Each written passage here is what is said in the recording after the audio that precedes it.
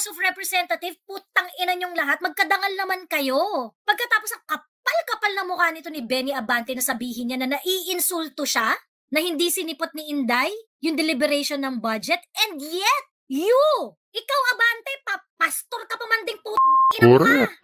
What's up mga kababayan? News that matters here. Dito sa video natin ngayon ay ating panonoorin o pakikinggan si Miss Joey Cruz mga kababayan. Iba talaga kumilos no ang mga supporter ng mga Duterte mga kababayan. Talagang iniisa-isa nila ngayon no ang pagtira sa mga kongreso na namumulitika sa Vice Presidente Sara Duterte. Nauna ay inulan na samsaring reaksyon no itong si Nazaldico, Kimbo, Franz Castro, Raul Manuel, Rosas, ngayon naman itong si Kong Abante mga kababayan na isa din sa mga namumulitikan sa pangalan ni VP Inday Sara na talaga nga namang sinuplakan no, ni Miss Joey itong si Kong Abante na pastor ka pa naman. Ngunit ganyan ang utak mo na walang pinagkaiba sa mga buwayang nauupo ngayon. Nakataka-taka din naman kung bakit nananalo pa itong si Abante. Wala naman pala di umanong magandang nagagawa sa lungsod na kanyang pinagsisilbihan. Hay nako naman. Pero bago ang lahat mga kababayan, huwag niyo po sana kalimutang mag-like at subscribe para updated ka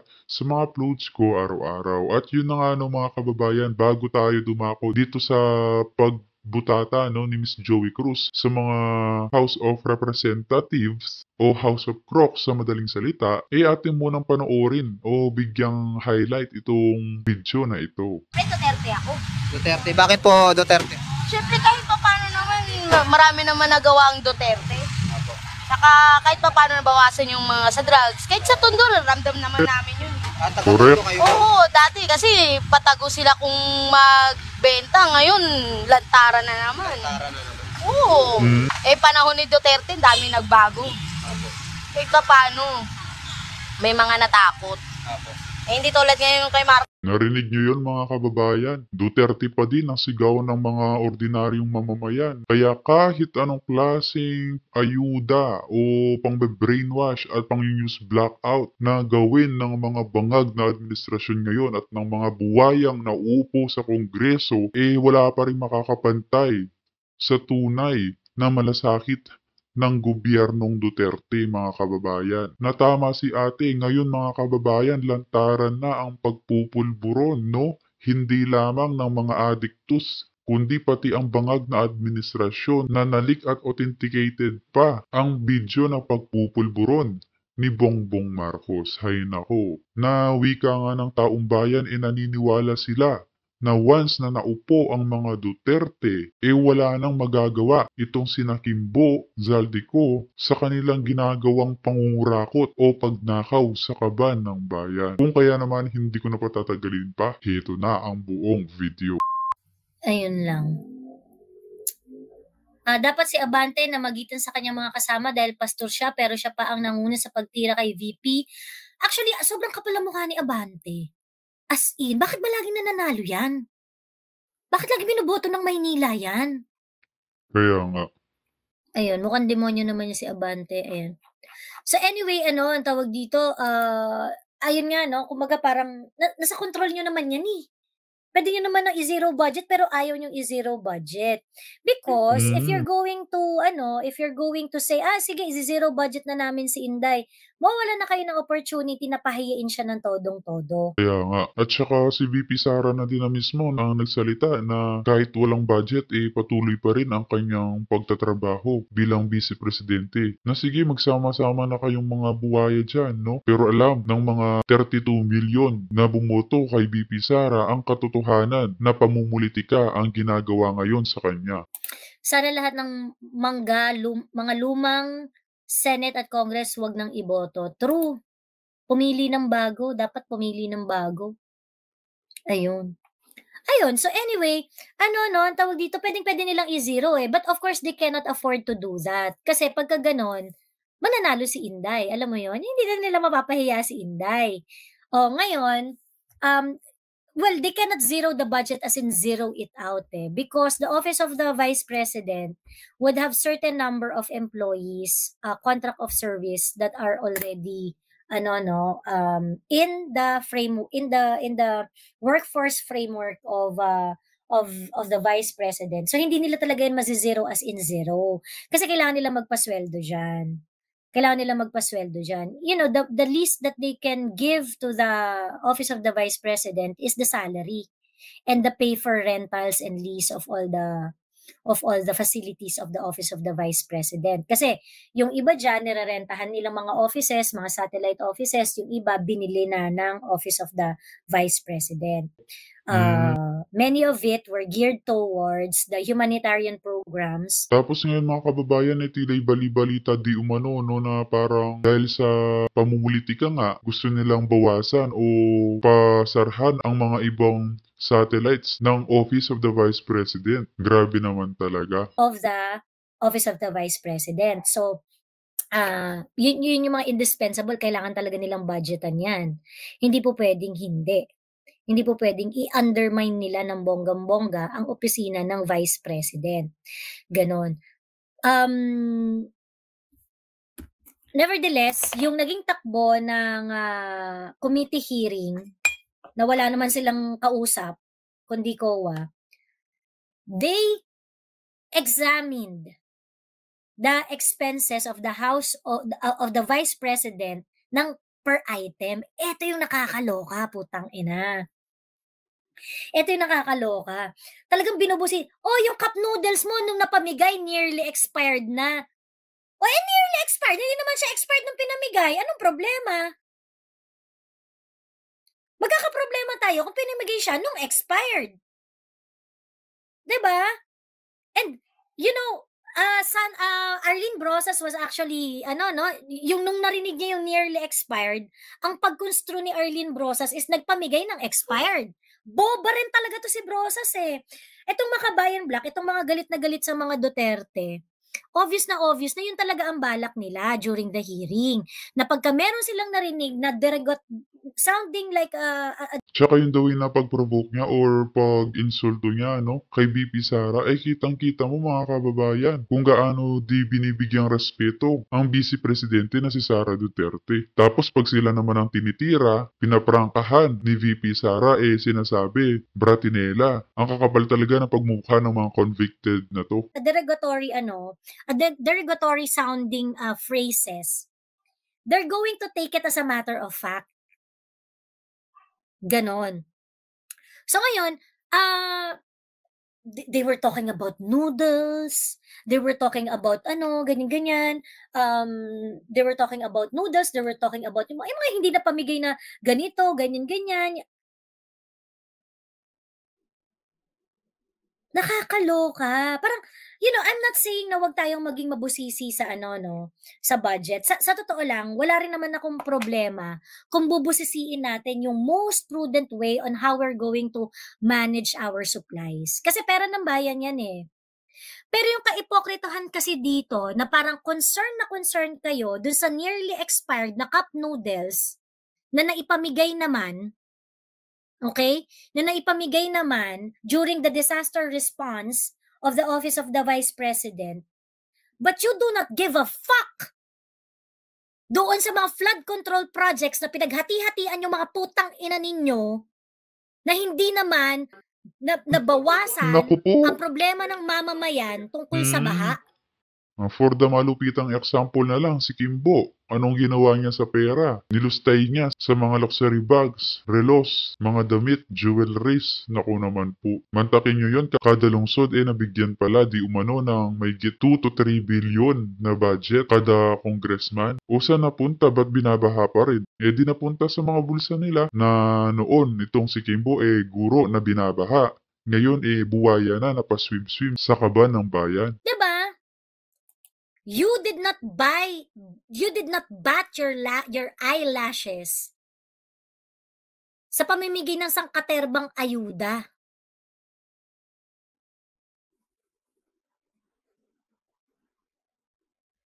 Hindi kayo pumipiyok na meron kayong kasama dyan sa House of Representatives na convicted felon.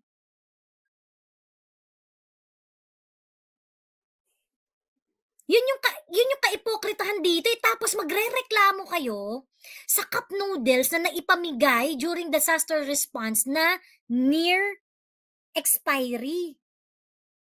Are you fucking kidding me? Tapos yung amount na yun parang hindi pa umabot ng 1 million.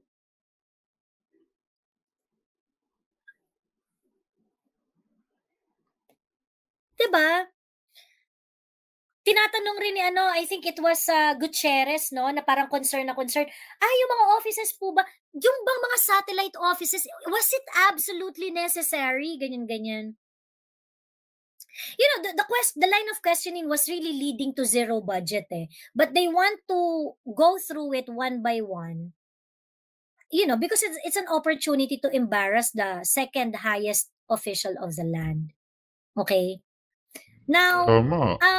let's talk about Marcoleta real quick, no? Because I think, it was really a pleasant sight that Marcoleta is becoming his old self. Marcoleta is becoming his old self na fair, rational, and very, very grounded ang mga sinasabi. Okay? Nagkaroon ng punto doon sa congressional hearing. Nasa dalawang choice lang yan, no? Ang gusto nilang ma-impeach ang vice presidente o i-zero budget na lang ang OVP harap-harapan ng Kamara. Kaya defer sila ng defer Sa budget deliberation na kung saan nag-motion itong si Marcoleta at kung saan ito ay nakakuha ng it was seconded by another congressman nang sinabi niya, are we forgoing the long-honored tradition of giving parliamentary immunity, parliamentary courtesy sa Office of the Vice President pagdating sa kanyang budget deliberation? Because if the answer is no, then he's moving for the deliberation of budget to be terminated. Okay? Nag-motion si Marcoleta. Pagkatapos, itong si Kimbo, sabi niya, session suspended. Nataranta si Bakla, hindi siya makasagot. Nataranta si Bakla. Kasi yung plan nila masisira Pagka natupad yung sinabi ni na i-terminate na natin to because the questioning of Congressman Marcoleta was really sharp and it really put them on the spot. 'Di ba? It really put them on the spot. Are we not honoring are we not respecting the time-honored courtesy that is extended to the president and the vice president? Because if the answer is no, if the answer is yes, it means ino-honor nila yung parliamentary courtesy, then dapat i-terminate na yung questioning. 'Di ba? So basically,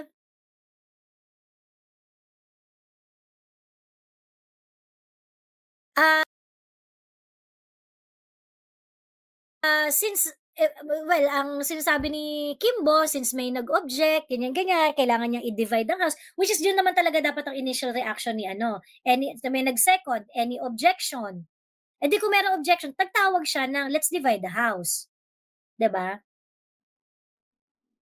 Ayun.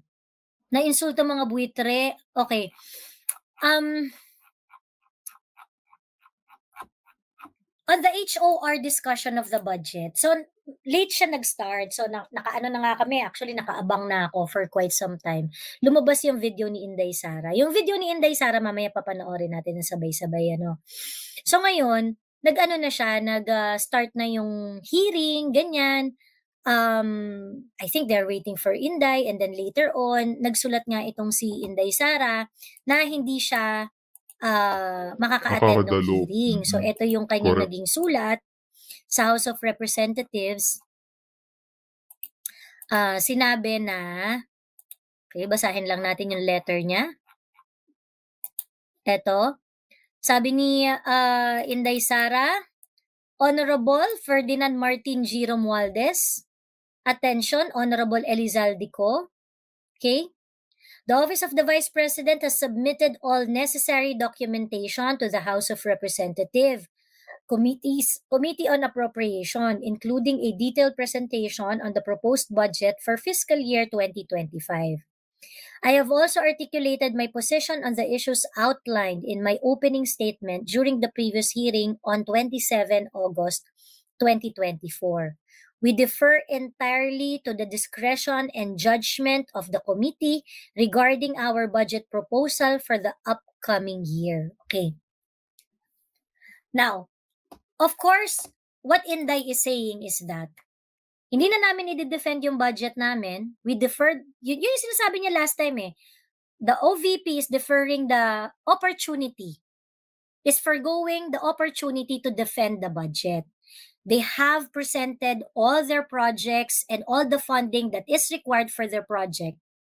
But if the House of the Committee on Appropriation would decide to remove, let's say, certain item, burahin, tanggalin ang mga certain items sa budget, it's going to be 100% up to the discretion of the Committee on Appropriation. Ibig sabihin, sinasabi ni Inday dito, kayong mga buwitri dyan, pwede nyo nang katayin yung budget ko. Kung gusto nyo ako i-zero budget, Correct. i-zero budget nyo na ako. Now, if that is Total, yun naman talaga ang plano nila eh. Na sila-sila na lang ang kumubra ng pera na dapat sa OVP. Ano pa nga naman sis ng pagpunta niya muli sa Senate hearing kung ganyan lang naman ang mangyayari. Tapos tong si Kimbo puro pasikat na i-distribute daw sa mga DSWD, DOH. Ginagawa niyo na nga kagustuhan niyo na walang kapangyarihan o presensya ni VP Sara. the stand of the Vice President? What is the hearing is for? If they want to zero the budget of to zero out the budget of the Vice President, they may do so, 'di ba? Pwede naman gumawa ng committee report, isubmit nila whatever, ganyan. Mag-manifest na lang sila na ito mga budget na to, ayaw na namin tong part na to, ayaw na namin approve, ineme, ganyan. Tama. But we all know their intention is really to use the House of Representatives inquiry, the budget deliberation, as a propaganda machine to attack Inday Sara. And so they did. Okay? Even if nakikipag-usap sa hangin itong mga House of Representatives na ito, even if nakikipag-usap sila sa hangin at pinipilit nilang sumagot ang COA sa mga bagay na karamihan doon hindi naman competent ang COA sumagot in behalf of the Office of the Vice President, nagtuloy-tuloy pa rin sila. Nagtuloy-tuloy pa rin sila ng pagtatanong. Okay?